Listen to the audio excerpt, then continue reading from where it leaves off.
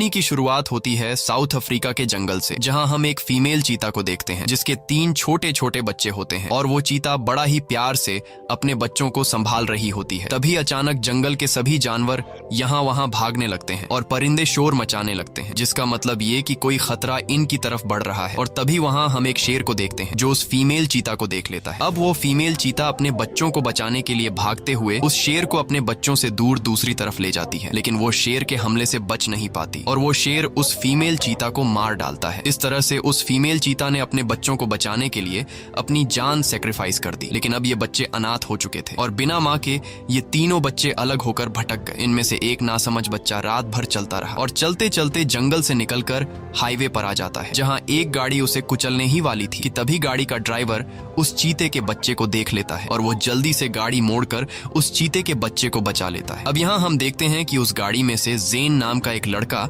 अपने पिता के साथ बाहर आता है। ज़ेन चीते के एक छोटे से बच्चे को देखकर काफी खुश होता है और उसे अपने गोद में उठा लेता है। ज़ेन उस चीते के बच्चे को अपने साथ घर ले जाना चाहता था, लेकिन ज़ेन के पिता पीटर ऐसा करने से मना कर देता है। पर ज़ेन को ये चीते का बच्चा पसंद आ गया था, इसलिए वो बार बार अपने पिता से इस चीते के बच्चे को अपने साथ घर ले जाने की रिक्वेस्ट करता है, जिस पर ज़ेन के पिता मान जाते हैं, क्योंकि ज़ेन का पिता पीटर भी जानता था कि अगर इस चीते के बच्चे को यहाँ अकेला हाईवे पर छोड़ दिया गया तो ये किसी गाड़ी के नीचे आकर मारा जाएगा। अब ये दोनों जब उस चीते के बच्चे को घर लेकर आते हैं तो ज़ेन की मॉम उस चीते के बच्चे को देखकर काफी खुश होती है, लेकिन ज़ेन के पिता पीटर को उस चीते के बच्चे से कुछ खास लगाव नहीं था, क्योंकि उसे डर था कि चीते जैसे खूंखार जानवर को घर पर रखना ठीक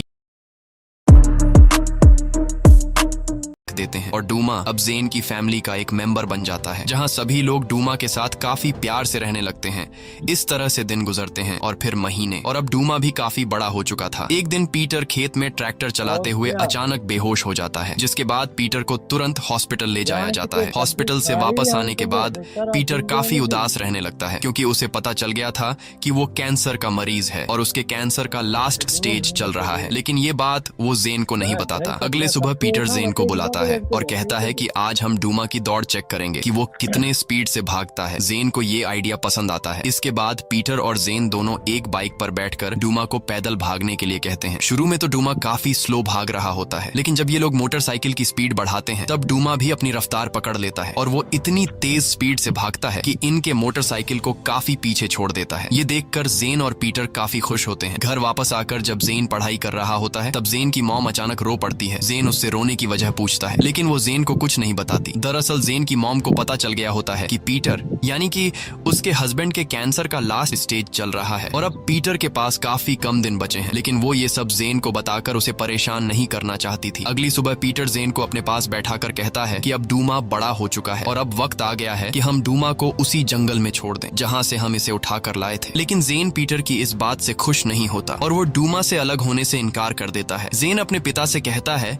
कि क्या हम डूमा को हमेशा के लिए अपने पास नहीं रख सकते, जिस पर पीटर ज़ेन से कहता है कि अगर तुम चाहते हो कि डूमा अपनी असली जिंदगी जिए जिसके लिए वो पैदा हुआ है तो उसे हमें वही उस जंगल में छोड़ना होगा जहां और भी कई सारे चीता हैं। वो जगह डूमा के लिए एक स्वर्ग जैसा है जहां वो अपने साथियों के साथ खुश रहेगा। इसके बाद पीटर एक नक्शे पर निशान लगाते हुए कहता है कि डूमा हमें इस जगह पर मिला था और कुछ ही दिन बाद हम डूमा को वहीं पर छोड़कर आ जाएंगे, क्योंकि चीता जंगल के लिए बना है और चीता लोगों के बीच सर्वाइव नहीं कर सकता। अगर हम डूमा को उस जंगल में नहीं छोड़ेंगे तो डूमा इंसानों